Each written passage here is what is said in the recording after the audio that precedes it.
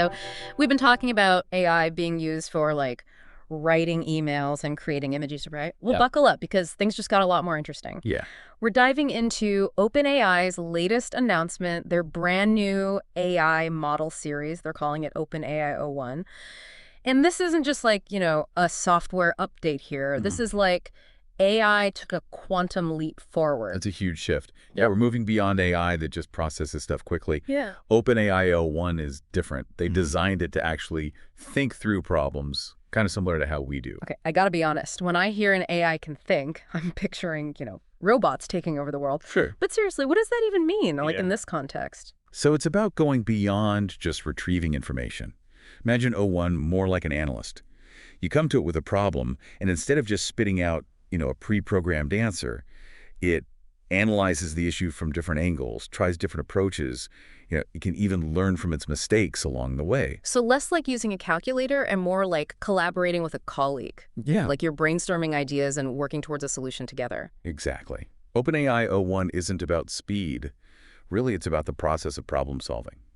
It's designed to tackle complex problems in a way that, was previously considered exclusive to us humans. That's wild, but does this new approach, does it actually lead to better results, or is it more about how it gets there? Oh, it's definitely not all talk. Oh. OpenAI has been putting O1 through its paces, and the results are seriously impressive. Get this in some tests. O1 is performing on par with PhD students in challenging science and math tasks. PhD level, huh? Yeah. Now, those are some bold claims. Can you give me some concrete examples? Absolutely. Let's take the International Mathematical Olympiad qualifying exam, for instance. Okay. These problems are designed to be incredibly difficult even for, the brightest minds. Right. GPT-4, as advanced as it was, only managed to solve about 13% of them correctly. 13%. Yeah, those IMO problems are notoriously tough. So how did O1 stack up against that benchmark? O1 aced it. It solved a whopping 83% of the problems correctly. We're talking about a massive jump in performance. 83%. That's insane. Yeah. We're not just talking about a slight improvement. That's like a whole different league. Yeah. But math is one thing. What about a more practical skill like coding? How to do with that? Well, in the super competitive Codeforces coding competitions, O1 achieved a ranking in the 89th percentile. To put that in perspective, that means it's outperforming a significant majority of human coders. Okay, now that's just showing off. Right. I'm starting to understand why this whole reasoning thing is such a big deal. But what do these results actually mean for, the average person? Sure. How does this change things for someone like me or for our listeners? That's the really exciting part. This level of problem-solving ability has the potential to revolutionize numerous fields. Imagine O1 helping to accelerate research, analyze huge data sets in healthcare, things like annotating cell sequencing data, for example, or even designing and debugging incredibly complex software. It's like having, a whole team of superpowered research assistants just at your fingertips. It could free up, human brain power to focus on the bigger picture stuff, Right. things like interpretation and creativity and strategic thinking. That's a really interesting way to look at it, not about AI replacing us, but AI augmenting our capabilities Right. and pushing the boundaries of what we can achieve. Exactly. But I have to ask, all this talk about superpowered AI, it makes me think about the potential downsides, too. Sure. Are we just blindly walking into a sci-fi movie where robots take over? Yeah, no, it's definitely not something to take lightly. As AI becomes more and more capable, that makes ensuring its safe and responsible development even more crucial. Right. And OpenAI seems to be very aware of this. Okay. They've taken a really fascinating approach to safety with O1. Okay, so walk me through this. What are they doing to make sure O1 doesn't decide to start writing its own dystopian sci-fi screenplay? Well, it starts with their new safety training approach. Uh-huh. So instead of just programming in, like a set of rules, Mm-hmm. they're leveraging O1's own reasoning abilities Okay. to help it understand and adhere to safety guidelines. Wait, so they're basically teaching AI to be safe using its own intelligence? Yeah. That's kind of like teaching a kid about fire safety by explaining why fire is dangerous instead of just saying, don't touch. That's a great analogy. Yeah. Because O1 can reason, it can actually grasp the why Yeah, behind the safety measures, right. which, in theory makes it much more likely to actually follow them. Okay, that makes sense. But even begin to test something like that, Right. how can you be sure it's actually working? So OpenAI has been running these rigorous jailbreaking tests, Okay. where they essentially try to trick O1 into breaking its own safety protocols. So it's like putting O1 through, like,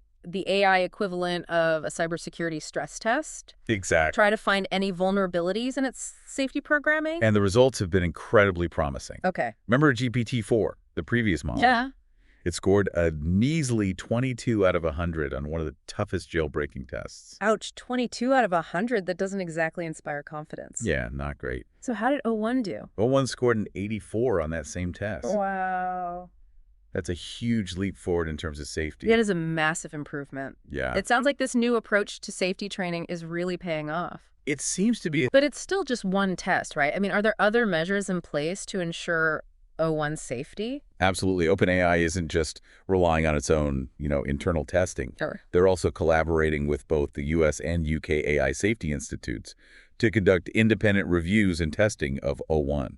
So they're bringing in, like, outside experts to put O1 through the ringer. Yeah, exactly. Yeah, that makes a lot of sense. Get some extra eyes on it. Yeah, it's like getting a second opinion from a specialist, to make sure everything's in check. Right. It sounds like they're really trying to address these safety concerns head on. Yeah.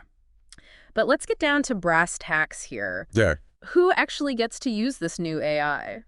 Can I, download it right now? Well, not quite yet. OpenAI is rolling it out in stages. Right now, ChatGPT Plus and team users are getting the first crack at it. Okay. They actually have access to O1 in ChatGPT as we speak. Okay, so ChatGPT power users get early access. Right.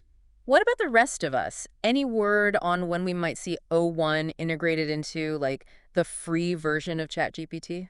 They've said that they are planning to bring O1 Mini, which is the more streamlined version focused on coding, to all ChatGPT free users eventually. Got it. But, if you're itching to try out the full-fledged O1 experience right now, Yeah. you might consider that ChatGPT Plus subscription.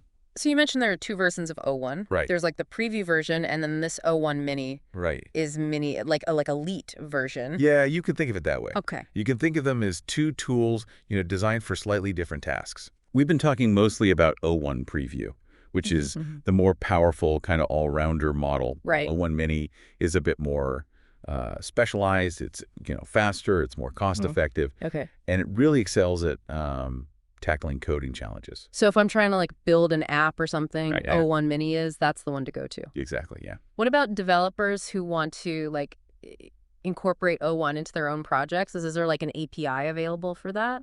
There is. Yeah, OpenAI has released an API, but they are taking a kind of a measured approach with access. Right. So right now, it's limited to developers with a proven track record. Makes sense. So folks who've, qualified for their Tier 5 usage. Got it. So you don't want to just hand over the keys to the kingdom Exactly. without some, safety measures in place. Yeah, for sure. Yeah, and it sounds like they plan to expand access down the road. Okay. They've already mentioned, working on new features like function calling and system messages for the API. Okay. So it'd be really interesting to see, how developers integrate those into their projects. Yeah, it really feels like this is just the beginning, right? I mean, what else is on the horizon? What's next for O1? Well, they've dropped some hints about some really exciting developments. Okay. Imagine O1 being able to browse the internet, pulling information directly from the web. Wow. Or, letting you upload files so it can analyze, massive data sets or really complex documents. That would be a game changer, right? Oh, yeah. Give it access to all the information in the world, Right. and who knows what it could achieve.